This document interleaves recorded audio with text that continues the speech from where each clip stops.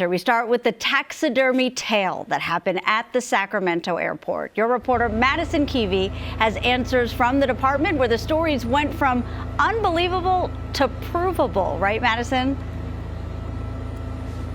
Absolutely. And when that plane landed here at the Sacramento airport, so did their proof. That couple from Chico emptied out their carry-on in the arrivals, and what they brought back from their trip was illegal.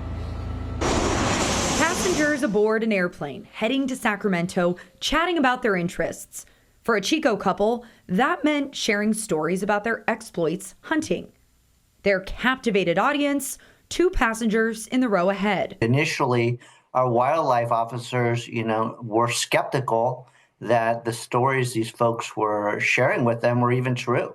The passengers listening to every word, 2 officers with the California Department of Fish and Wildlife on their way back to Sacramento after a conference, dressed in plain clothes. Poachers and those who hunt or take animals illegally, oftentimes brag about their accomplishments. Sometimes they often incriminate themselves, which can lead to these sorts of investigations. The officers got proof the couple wasn't bluffing in the Sacramento airport.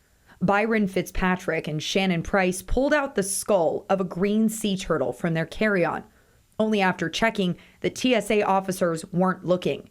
The skull, illegal to hunt or have, was on board the entire flight. The proof officers needed to get a warrant, served just days later, where they'd end up with even more evidence. This couple is in the act of butchering a deer, right, in their kitchen that they illegally harvested because it's not deer season and they don't have the right licenses and tags. Mountain lion claws, a ringtail cat, a barn owl mount, and 2 full-bodied taxidermied mountain lions.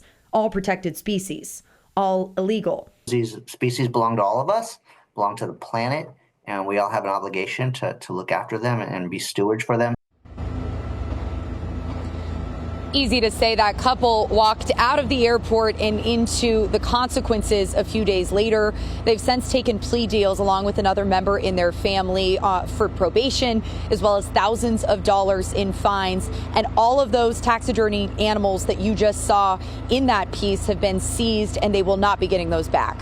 Wow, so many wide-eyed moments in that story. I was struck by the fact where he said oftentimes these people tend to brag about what they've done, and that's what got them into trouble, clearly, right, Madison?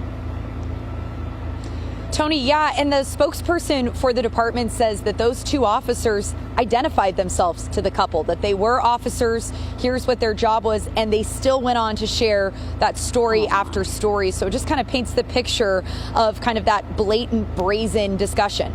Yeah, blatant for sure. Unbelievable. Bragging rights to no rights, right? And not too smart. Madison, thank you.